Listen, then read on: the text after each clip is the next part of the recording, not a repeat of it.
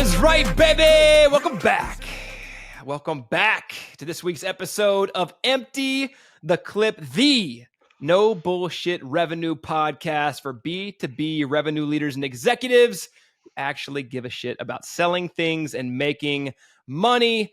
My name is JJ Russell. I'm the host of this here podcast. My co-host, as always, with the beautiful headset. You can tell he's a salesperson. He's selling right now. He's going to step off this podcast, close a deal, come back. That's right, bro. That's how it goes. Joey Gilkey, what's up, brother? Pull up and empty the clip. Reload that shit and then pull it again. That's how it goes. That theme song is gangster. It literally is, I probably would not be invited to the cookout if there were one. No, that's actually not true. You and I have been. We have been invited to the cookout. That's right. We had a lot of black friends in college because we played college football. Yeah. But since then, I live in East Tennessee on a 70-acre ranch. I have fewer black friends. Yeah, it's the same here. Not because I don't want them. I love them. Yeah, just the way that the cookie crumbles, I guess. Culturally, they're way cooler than most I know. of my white friends. I 100% agree. Well, let's remind those who are maybe listening for the first time what this podcast is all about. We don't want to bring you the fluff. We don't want to bring you the used up yesterday's tactics. We don't want to bring you, the new wave of sales influencer methodologies that they're going to label and brand and promote just to. Well, what we don't want to bring you at the end of the day, LinkedIn specifically, but a lot of content these days is just like, how do I use as much tools, automation, and tech to do my outreach at scale? For sure. Scaling shit is still shit. So Factually, scientifically proven to be true. What unfortunately, what you will learn at this podcast is fundamentals at scale is ultimately what creates exponential growth. That's what that's the other unique thing is a lot of these LinkedIn guys peddle their course, their coaching program, their whatever the fuck they're selling these days. And they've got their couple silver bullets up their sleeve they pitched out there in the market. And they will pull people into their ecosystem. But the unfortunate thing is those folks only make money through peddling their shit, not through the shit that they peddle, if that makes sense. Yep. Yeah, 100%. So, revenue podcast built by people who know how to drive hundreds of millions of dollars in revenue. And have been doing it. Yeah.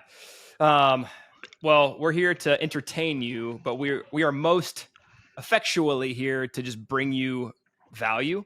So that's what we're going to do. We're going to jump in, get into these segments. Today's overarching theme, winning in anything, but specifically in sales and driving revenue, is easy. Winning is easy. You just have to do the hard work. You cannot get around the hard work. The work is the work. So you definitely thought of that title on the toilet. I did. That's how I conceptualize most of our podcasts. The most organic of environments for us to create these segments. Yeah.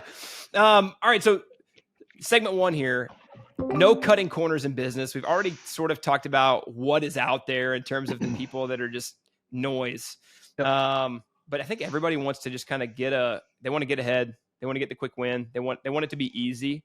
That's right. And you've been at this for 8 years, running your own businesses, been building sales teams for a lot longer. And I think what we both know to be factually true at this point is there's not really a cheat code. Mm-hmm. You can do things to accelerate growth, but at the end of the day, you can't cut corners and build successful businesses. Cutting corners creates if they work, let's say hypothetically, it's successful for a season. It creates a perpetual boom and bust cycle at the end of the day. That's all it is. It's you might get a boom, but the bust comes quickly after, right? The fast rise usually creates the quick implosion thereafter. And so if you're always searching for silver bullets, one, it's exhausting. You're skipping a lot of the fundamentals. You might get some wins, but eventually you're going to be looking for the next silver bullet when this one disappears. So the silver bullet hunters, some that's might right. say. That's what I've always called that archetype of person is the silver bullet hunters. They're always on the prowl. So what's the antithesis, right? So if you're not a silver bullet hunter, you're just committed to, you said it's already fundamentals at scale. Yeah. I thought about talking about that later, but we can just pull that in here, right? Like, What does it mean to be committed to the fundamentals and at scale? Well, it's understanding what are the fundamentals, right? Like if you're going to the gym, like the fundamentals are, you need to know how your body works. You need to know what is required to build a certain type of muscle group. And it's not about doing some crazy workout with a kettlebell, some bands, like wearing a loincloth. Like, it's like, that would be kind of dope though. Pull up and empty the clip. In my loincloth, then I empty again. But like, you got to understand what is required. Like, what is the criteria for success? How do you do so repeatedly? A lot of truths will always be true, right? Like, truth is not really a fluid, liquid thing. It is typically evergreen. And so at the end of the day, what we always talk about is list, message, strategy, timing, follow-up. If you do those things and you do those fundamentals well, meaning you know how to build the list appropriately, not just rip it down from Zoom Info or Apollo. I think we've talked about this, right? You rip down 1,000 people, 60% of those people are actually relevant to your buyers. Yep. 30% of that data is broken, which means 1,000 people, you rip it down to get 420 net contacts that are actually even potentially reachable and in your space. And so doing the list right, and then it's message. Okay, well, we have different buyer personas for different industries and segments. We need to have the messaging that is going to resonate with the buyer in that particular sector. If you get the message off, the list matters, but because you can get in front of them. But if your message is not compelling to create intrigue and uncover information, uncover interest, and develop some level of intent, it's going to fall flat. And then last couple is your rep, right? Reps are going to look for the corner cutting more than anybody. So if you let them, they will cut corners. They will try to inject more automation. They will take too much time off. They will not do the fundamentals of what's required from a sales activity perspective. And then there's timing, right? At the end of the day, not everyone's ready to buy right now. And so having a follow-up system, I'm officially sunsetting my model so that we can adopt Ryan's buckets model. They're eerily similar in a lot of ways. I've still never read Ryan's book. Don't tell him. I'm reading it right now. It's very good, actually. It's actually, this is not blowing smoke, and maybe he'll hear this, maybe he won't. It's actually one of my favorite books I've ever read. Really? And then let me tell you why. Okay. So Outbound Sales, No Fluff. I will push his book here. So Ryan Reisert on our team. He's a fantastic human, one of the best salespeople I've ever met. And Outbound Sales, No Fluff. His chapters. I'm listening to the audiobook because he recommended it. Mm-hmm. The chapters are like 10 minutes, maybe less. Really? And then he jumps into an extemporaneous what the follow-up. Fuck did you just say? Extemporaneous? What is that? It's like off the top. It's like a freestyle. Bro, I am learning new things every day. I went to Yale. Yeah. The Yale of the South, Presbyterian. Not even the South, the Yale of South Carolina. And by Yale, you mean like the JUCO. Liberal arts JUCO that makes you pay $50,000 to go. All right, I will stop derailing us. Anyways, sure. You should check out Ryan's book. It's fantastic. So timing, right? Having a system for follow-up, which then leads to the next one, which is follow-up. So once you develop pipeline, how do you then work them through a process all the way through closed won revenue? Those are the fundamentals. And if you understand what those fundamentals are, you can scale that out. Now, introducing a bunch of automation to the process, you can do that. My theory has always been it's good or it is okay to introduce automation and elements of scale to the back end. We call it back of house.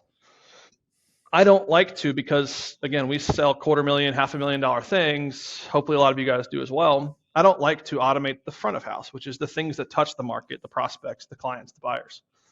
Because we only get so many at bats in the market, and you're going to ruin it with shitty outreach. So yeah, that's what I would say. All right, dovetailing extemporaneously with with what you just talked about. You said salespeople will cut corners, right? Mm-hmm. So this segment, you'll see it over here if you're watching on YouTube in this area where our editor will put it, it will materialize. One of those spaces. I want to talk about how salespeople are just, most of them are inherently lazy. And this might even just be a more macro human view of the psychology, world. Like, bro. Most people are lazy. And I think we might have hit your 95, 90 already. I think we did in one of the previous episodes, but why is it? So 95, 90, 95% of people suck. 5% don't. You have 90 days to prove to me which one you are. That pertains to most people, but specifically sales teams. Yep. Why is it that most salespeople are lazy? And then what does that even look like? Maybe for the sales manager, sales leader, revenue leader, they're building a team. They need somebody like you to validate what they've already assumed and seen, which is that most of their sales team is lazy. How would you identify those people? And why is that the way that it is? Well, Pareto principle itself tells us that 20% of your team is going to drive 80%. People argue that like, oh no, it's 20% of a process drives 80%. It's the same shit, dude. It's like Gartner's hype cycle. It's about technology adoption, how there's the peak of inflated expectations, there's the trough of disillusionment, there's the slope of enlightenment, there's the plateau of productivity. People think that's just about technology adoption. No, that's about fucking human psychology. It's how we just operate. True. Yeah. We go through this hype, we have heightened expectations for whatever it is we're excited about. We face reality. We hit the trough of disillusionment where it's like, oh shit, there's actually hard work to be done. We have a slope of enlightenment where we're like, oh, we can get back to a good place. And then you hit the plateau of productivity, which is where you actually have your productive efforts. I've hit every one of those stages this year, I think, actually. Probably like 6 times. 6 times in every category of life. But salespeople are lazy because it isn't inherently in our DNA, right? Like we seek comfort. We seek ease. It is evolutionarily what is baked into our being. Ooh, shout out Michael Easter, Comfort Crisis. We do seek comfort. It kept us alive for a long time. It does. And I mean, we are always trying to seek safety, whether it goes back to the old tribal village people, the loincloths of the world running around. Like the goal is to find a place of safety. And so laziness can be equated with ease, and ease is safe. And so ironically, you get too safe and you actually get that tiger chasing your ass down. So I think that part of it is we have to rewire the way people think. I think a big piece of leading sales teams and leading salespeople is you have to rewire people. Like I'll call you out, JJ, where you were 3 years ago versus where you are now. I had to, as your leader, help you rewire now you had to do the work, but I had to keep highlighting like, there's a different way of thinking. And now you've come into that and you're a fucking savage, right? And so thanks, bro. Thanks. Yeah. Some people have it naturally inherently in them, right? Some people are competitive, some people are wired, some people have, genotypes and phenotypes that lead to ambition. Some people do not, and that has to be unlocked. It's really interesting. There's a book called Driven. I think I've maybe talked about, maybe not. Driven talks about the biology behind insanely ambitious people, entrepreneurs, leaders, high achievers, and so on. At the end of the day, people might have the genotype or the phenotype to be insanely ambitious, but sometimes it has to just be switched on. And that as a leader, you have to identify the people who have those traits, and you have to have the ability to pull that out of people. Okay, real quick. So we don't talk about it, and we haven't talked about it on the show. We won't really even talk about it specifically, but we've got a community of business owners that we're engaged in that we help run. Yep. All 7- and 8-figure entrepreneurs, all like-minded. And today on one of our closed door calls, we had a guy, dude, it was so badass. Very end of the call, 90-minute call. Everybody's talking about their biggest issue. What's most broken in your agency right now? And this dude takes his 7 minutes or whatever. And he's like, I've waded through 16 years of shit in my business. And I'm finally like, I've solved a lot of this stuff. I'm still putting the pedal down, but he's like, I am ambitiously growing 20% year over year with 20% profitability. There is no other option. And I've never missed. And I'm like, dude, he's like, I don't care who I've got to cut, what new invention I've got to, or what new technology I need to invent or roll out. Like, I don't care what needs to happen. I'm growing at 20%. It's non-negotiable. His mindset was pretty awesome. Bro, that got me pumped up. When I heard that, I was like, man, that's the mindset of winners. And I think that that's very few of us. Very few of us, though. So we don't. So here's the last thing I want to say. We don't want to accept that. We live in a society where we think everyone is equal or should be equal. Outcomes, starting lines, whatever they want to call it. They call it. It's in the name of equality. But at the end of the day, we are all wired very uniquely, and only a certain portion of people have the wiring to be insanely ambitious. It does not mean that everyone cannot see success in their life. That requires effort and training and mentorship and being able to see success so that you can replicate that and duplicate that. But ultimately, equality is a fallacy that cannot be accomplished, period. And so the more that we try to go towards a world of equality, the more we're going to run into human psychology where that is going to be a failing mission. Dude, here's where this gets super important. And if you're a leader of a 10, 20, 30, 50, 100 person sales team or company that has one, you just know that this is true. you could build all of the better process and leverage all of the better tools, and you should still do those things, right? You should commit to the fundamentals at scale, but regardless of how jacked up your sales operation is, you're going to hire somebody or a few peoples that are going to they're still going to go perform. You know, with or without the tools, with or without the tech, they're going to be your top performers, and they're going to make sure they get it done because they are in that 5%. I might even call it the 1% of highly driven individuals that's going to achieve whether you set them up for success or not. And the inverse is true, right? Like I've heard it said really well before. I don't remember where it came from. It might have been Charlie Munger or Buffett, but they talk about like so if you identify someone and you think they are a rock star, they may very well turn out not to be. You might be surprised there. If you identify this person is not a rock star, they will never surprise you and be one. Yeah. Ever. So I've never experienced that. It's maybe they could get, maybe they could get there. Yep. Not happening. No. So let's say you are trying to staff a 30-person sales team. How do you vet for that mentality? We might have talked about this 2 episodes ago, but just short answer. I think, one, it comes down to your interview process, being able to identify people. We've talked about forcing rejection into every conversation. Reject someone, see how they handle it, right? Because the people who are ambitious are going to raise their hand, like, yo, no, fuck you, I don't agree with that. Here's why. Cool, great, I might be wrong. Prove me wrong. Why? And then have them convince you otherwise, right? And so now there's going to be plenty of people who, like we said a couple episodes ago, are going to fold like a cheap lawn chair because they don't actually have it. They're professional interviewers, but they don't have what it takes to actually be successful, and they don't know how to embrace the suck, right? Because sales is the suck. It is the ultimate. It's just like in baseball. You can be in the Hall of Fame getting on base 3 out of 10 times.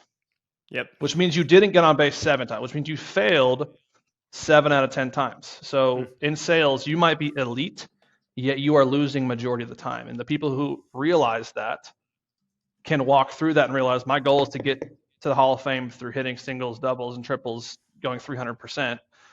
Whereas I think most people look at the 70% failure and they ultimately find themselves in a position where they cannot handle the failure. And so you need to craft and orchestrate and even manufacture environments for failure to see how people handle that. So this actually leads us right into our next segment here. Hit the list, baby. That's what Ryan always hit the list. Hit the list. I would love for, you're going to ask me, but I'd love for you because I think that it's been applicable to you. What does hit the list mean to you? Oh, hit the list. It's the non-negotiable. It's everything else that you want to convince yourself you could, should, would do with your time. The best use of your time is to just hit the list. That's right. Which means take your list of prospects, be inbound, outbound, cold, warm, our term activated, doesn't matter who it is, hit the list. Right. You want to know how you're going to get top of funnel, more opportunities, more deals closed, hit the list. You want to craft the perfect pitch, hit the list and talk to people, hit your head against the wall, craft the pitch, right? That's how it's done, is doing the trench work, as we say, right? Like do the trench work, go do the hard thing. The hard thing is to hit the list. And ultimately, all the things that you're hoping to prepare for when you go hit the list, you're going to eventually uncover by hitting the list.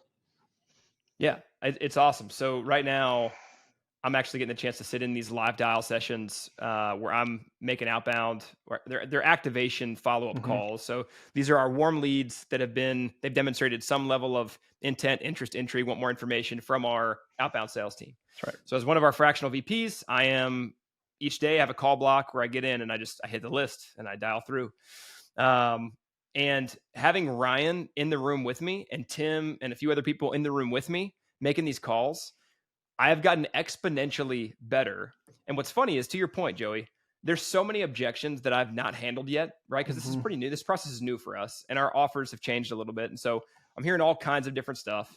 But the only way that I'm learning to get through them is to hit the list and then get some feedback from the team. So that's right. Also, if you're not doing the amount of like enterprise sales teams that I've had conversations with in the last quarter who don't have any kind of like live dial sessions, bullpen sessions, dude, if you're not doing it, you should just hire us to run it for you. Yeah. But two, that's got to be the single biggest training tool that people are not leveraging right now. What's interesting is like we will talk to large orgs that have big sales teams, mostly remote nowadays. By the way, an in-house team will always outperform a remote team. That's why we moved and built the entire HQ here in Knoxville. But it's so funny the amount of people who are sales leaders and revenue leaders who we talk to who are like, yeah, there's some people who are gonna be really uncomfortable with that. Like, bro, this is not a fucking bounce house. Like, dude, we're here to drive revenue from strangers, right? Like, there's nothing easy about it. If they can't get on here and take calls in front of people and be willing to be critiqued, they don't deserve to be on this team, period. 100%. Period. There's nothing that you can convince me otherwise. If they're not willing to be critiqued by their peers or their leaders in live time, then you don't deserve to be in sales, period. Which we've already talked about hiring, and I don't think we've said this before. We got some friends that have built relatively successful sales teams in the B2B space, and we do this internally too. They do this, we do this. If you are not having your candidates dial in real time for an SDR role or a BDR role, if you're not having hand them a list, have them make calls, give them a 2-hour call block, tell them to hit the list, and then see what they do. It's not about the outcomes they produce. It's about the energy, the attitude that they walk into that with, and do they do the work? That's right. So, what's interesting is we had we're interviewing right now for a bunch of SDRs. And when the guys show up, he's dressed, he's slick, man. He's like in his mid-30s, he's a veteran, has had some success in different spaces. He comes in with this, a nice jacket on. He's looking slick. Interviews super well, says all the right things. Something doesn't really align though. There's something about him where it's like, I feel like this guy's in a coast mode. Justin talks to him last night at like 9:30 at night. And Justin's like, yeah, dude, I told him that. I told him, I think you're in coast mode. And the guy's like, he's like, I mean, prove it to me that you're not. Show up to the call or the trial by fire and let's go get after it. And the guy's like, yeah, man, you're right. I'm kind of in like coast mode. He goes, cool. Yeah, that's great for you, man. That's awesome. I'm happy for you. If that's where you want to be, that's great. But that's going to fuck up our culture. It's not going to hit our number. You just don't have a spot here on this team. And so I'm not even going to invite you to the trial by fire to even show me because I know you'll fail. In one day, we will do our call blitz. We'll do a marathon call blitz. We'll supply them with phone ready leads, which means they're going to have conversations every 3 times they pick up the phone. They're going to have more conversations in a day than they have in an entire month. In one day, we will tell you who your top 20% performers are, who your 40% average are that's worth investing in to see where they show up, and your 40% that need to be cut tomorrow. We'll know it in one day. In one day. I'm serious, dude. It's true. I know it is. It's very obvious, very quickly. Pressure cook. All right. Take us up on it. Don't. I don't know. I don't give a Hope shit. you do. All right. Sales management 101. Joey. Accountability isn't optional. No. Why do people not hold their reps' feet to the fire? Why is a culture of accountability non-existent? I feel like most orgs that we work with, it just doesn't exist. No, it doesn't exist.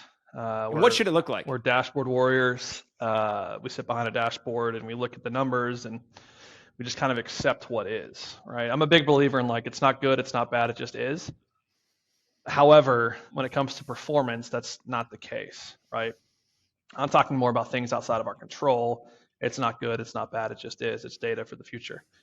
But when it comes to performance, if we are not militaristic about identifying what is success and managing people to that KPI success, like we talked about, when people are left to their own devices, they will stray off and find comfort. If they're not pushed, they'll sit. If they're not challenged, they will just ooze. And eventually they will either do enough to kind of like fly under the radar for long enough, you'll fire them, they'll go do that in the next job. That's what people, there are career sales floaters, if you will. They'll float from organization to organization. They interview well, they'll get in, they'll get a nice payday.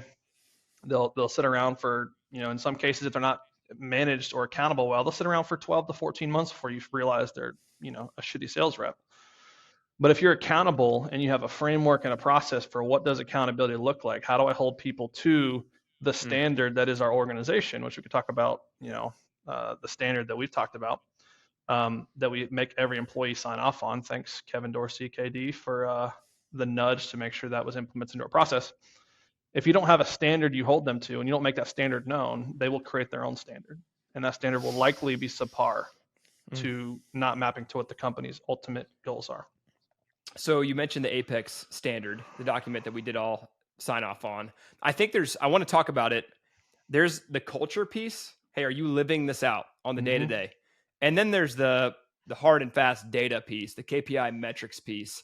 And I know it's going to look different for everybody, so we're not going to talk about specific numbers, but let's first talk about the culture that we've committed to and are creating at Apex, the core tenets, and then I want to get into the numbers a little bit. Yep. Cool. For us, when anyone joins our organization, got it right here, actually. I'll pull it over here.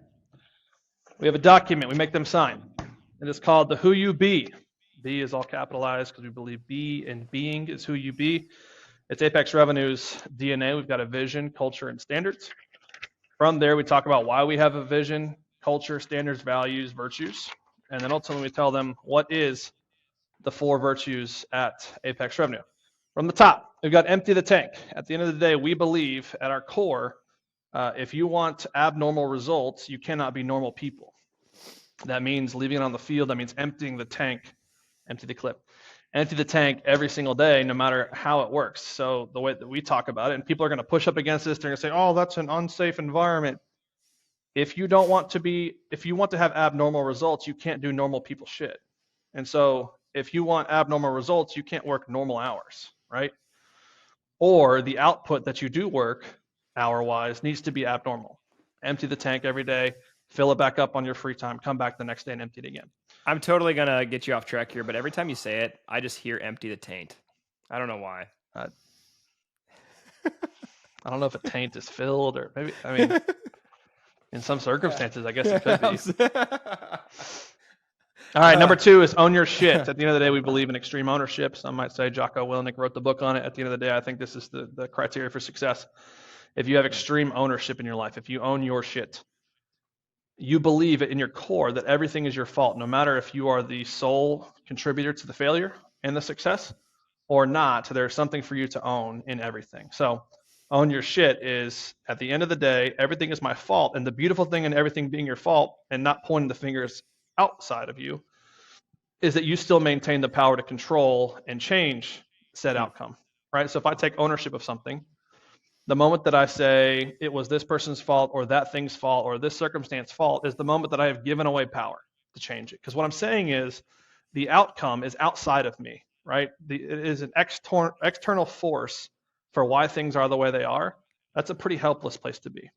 Mm-hmm. But if you say, no, this shit's my fault, what can I do? You have control to change it. You have the power still to change it. So own your shit. Number 3 is be the shoulders. So twofold here. Be the shoulders is 1, be the shoulder your team can lean on. Be someone that edifies and builds up, not tears down. Simultaneously, be the shoulders they can stand on, right? Help them get to their goals. Help them push their limits. Help challenge them to be the version of themselves, the being they could be. And we create that environment. It's a rising tide. And the last one is plan and play to win. At the end of the day, your calendar should map to your goals. If it doesn't, then you're not going to hit your goals. And so plan to win and then go play to win. I dig it, man. It's funny. We've got a really killer core team, and we had our first ever in person with all the new leadership teams since the acquisition and some different things. And we get into the room after signing the document, and a couple people were like, "Well, this changes everything," and they weren't joking. I mean, it's interesting. One guy came in and was like, "Dude, own your shit." Really fucked with me a little bit, like what that actually means to own every outcome.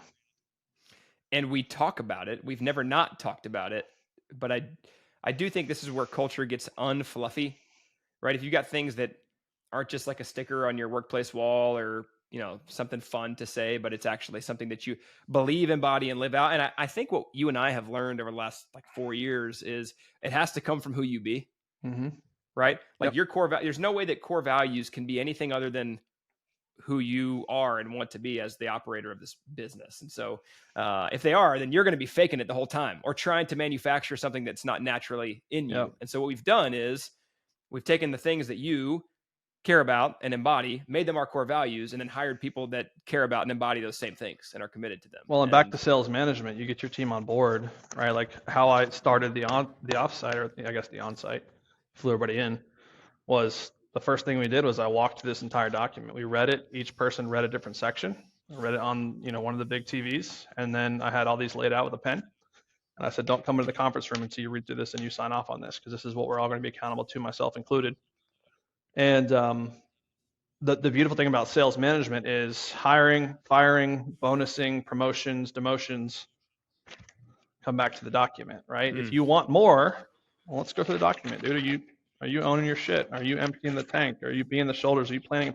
If you are, we have a conversation to have. If we're not, you got to raise your standard. And so that goes for everything, every role in the company, not just sales, but since we're a sales and revenue podcast, this is the North Star compass that we will always bring back to at the end of the day. Are you living out who you be? So those core values, in some ways, don't necessarily directly map to, but then inform the metrics, right? So it's not just, are you living these things out? It's also like, are you living these things out in a way that equates to performance in your role quantitatively? That's right. And one way that we've measured that historically for clients and for ourselves is a daily shutdown scorecard. It's an idea more than it is like a specific software or something that you'd go buy. Talk about the idea of a daily shutdown scorecard, why, how to execute it, and then what metrics are you really concerned about for salespeople to make sure that they are in that top 5% on a regular basis? Yeah, it's quantitative and qualitative. So the theory behind a daily shutdown scorecard is to hold up a mirror at the end of every day. Am I who I say I be? Right? Am I living to the standards that I signed off on? And so a daily shutdown scorecard is not even so much a management tool. It is one, but it's not the sole purpose. The sole purpose is self-awareness and self-reflection. And so your ability to every single day have to give an account to yourself and to your leadership on how you performed today is ultimately going to create a conviction about you. And that conviction is either going to lead you forward or it's going to lead you out, right? You're either going to self-select out because you keep putting your failures in here where you're not living to the standard. So qualitative and quantitative part, the quantitative aspect is, okay, well, what are the activities that I have before me that are going to lead to the result, right? And so what are the fundamentals I have to be doing? My sales activities, my conversion numbers, my complete and utter input and output is quantitative. So how many dials did I make today? How many conversations did I have? What was my connect rate? Did I activate X percentage? Did I meeting book a certain percentage? Did I convert X amount of revenue or not? Did I push this many deals through pipeline? Quantitative. Qualitative is pretty simple. It's a lot of the document. It's like, did I own my calendar today? Did I serve the people around me? Was I the shoulders that people can lean on and stand on? And you have to give yourself a rating on that, like 1 to 5, because what that does for you is a couple things. One, and you'll find this if you have the data longitudinally, I think it's the right word. It's worse than what I said earlier. For sure. Extradition or whatever you said. But it's what was the word again? Extemporaneously. Dude, I don't know. You got like some like word of the day that you got sent today or some shit. But what you'll find is if people are qualitatively rating themselves high, I own my calendar, I gave my all today, I emptied the tank, I did these things. Yet quantitatively, your numbers don't map to that, then there's a disconnect between what you say you are versus who you truly are. And so there's a disconnect. There's a coaching opportunity for the leaders to say, hey, you say you're a 5 out of 5, but your numbers show me you're missing your quota by 40%. That doesn't align up. So you are settling for less, even though you're saying you're a 5 out of 5. I don't know if there's much room to grow if you think this is the best you get. Simultaneously, it's also a tool to identify potential upcoming skids or slumps or whatever. If I start noticing your qualitative numbers are going from 4s and 5s to 2s and 3s, but your quantitative looks good, you might be resting on the laurels of last week's 4s and 5s. But next week, because this week was 2s and 3s on qualitative, your quantitative is likely going to follow. It's going to be a lagging indicator of you not living out who you be this week. Your numbers are going to reflect that next week or next month or whatever it might be. Yeah, I think a lot of organizations rely on weekly manager check-ins or weekly team reports where you get in the meeting and you talk through your numbers. I think what this does is it allows a lot of that to be done preemptively or with a lot more information, right? So the lead indicators you just talked about, but also a sales manager walking in, not just looking at a dashboard for specific like numerical KPIs, but also looking at hey, what's coming down the pipeline? How is this person's qualitative performance projecting into next week? And let's have a conversation about it in our weekly stand. 100%. That's great. All right, last topic here. Winning is easy. Just do the hard work, right? It applies to a lot more than business. Yep. And I know that this is a revenue podcast. I think the biggest ingredient for a lot of the people listening to this podcast to generate the types of opportunity that they want in their life is actually the non-business activity.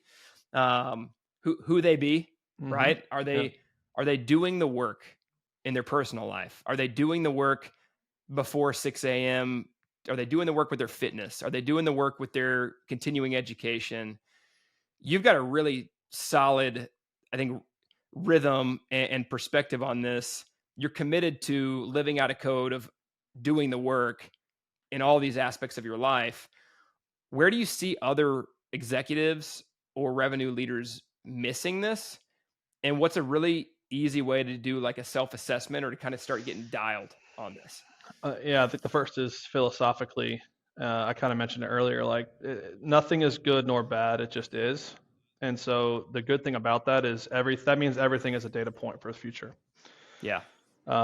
If you might document something as good, note that that's a good thing to continue doing in the future. If you might think that something is categorically bad, a data point that is less than neutral. Dude, you're going very like philosophical Nostradamus. Not Nostradamus. He's the end of the world guy. Who am I thinking of? He's the prediction guy. I don't know. Yeah. Socrates on them hoes, as they say. All right, keep going. Sorry. As the kids say. What was I saying? Oh, yeah. So for one, everything is a data point. And at the end of the day, the market doesn't give a fuck about your feelings. It's facts over feelings. It's one reason why at our offsite we did a facts over feelings time where we just what are the facts here? What's the data tell us? And so with that said, what I've really owned, especially this year, but I'd say over my career, and it's increasingly so, which is an awesome, dangerous combination for me, is I have learned that at the end of the day, success has one criteria. You know what I'm going to say? Do what is required, right? Success has one criteria, and that is to do what is required. I think a lot of us inherently or intuitively know what is required, but we are afraid to do the thing. So make the fire, invest in the hire, cut off a product. I'm like fucking Dr. Seuss over here. I'm the Dr. Seuss of I really hoped the third one in that cadence was going to be an ire. Become a landowner in Scotland and be called a squire. Oh gosh. So do the things that are required, or like cut the person you think you need to cut and invest in the people that maybe you don't have budget for to invest in because you know that is what's required to hit the number. Cut off the product that is not profitable. Pivot the offer if it's not hitting. Right? Do the things that are required, even if there's pain behind it. It's ultimately what is required. The market will tell you if you're doing the right thing, and the market is non-emotional. And so, I mean, arguably nowadays the market's kind of emotional, but at the end of the day, the results, revenue is not emotional. And so, is the market does the market have pronouns? Sorry, I know we weren't going to take this show that direction. The market is a they. It is a Z's or them or whatever, for sure. It's certainly fluid. But I think that intuitively we all know. And if we don't intuitively know, to your last question, which is what do we do to become self-aware? I think this is where input and ego kind of have a collision here. You need to go seek input from wise people. Sometimes you're too close to the problem, which is a problem. It can be a gift too, but I think sometimes you're too close to the problem. You don't see the issues. And I think that, again, back to comfort and laziness, I think that a lot of leaders, revenue leaders specifically, executives, have a difficult time sometimes facing the facts, putting down their ego, taking input from other people. And a lot of times they do that because input tends to be constructive, but we take constructive criticism and we just label it criticism, and we don't like that because it brushes up against our ego. I heard Andy Frisella talk about this recently on the Real AF podcast. He was saying, he's like, I was fucking fat for like years, but nobody told me I was fat.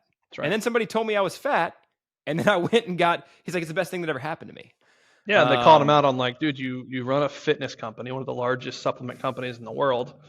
Yes. You talk about ownership and you talk about 75 hard, or I don't think you talked about 75 hard at the time, but you talk about like living an excellent life or whatever he calls it. Yeah. And the guy's well, like, let's talk about, this dude, is an area you don't. Let's take this political for a second, because I'm not afraid to go there. I just don't want to make that majority what this podcast is about, because it's about revenue, but this is, I know. Chris Christie, he's fat as shit.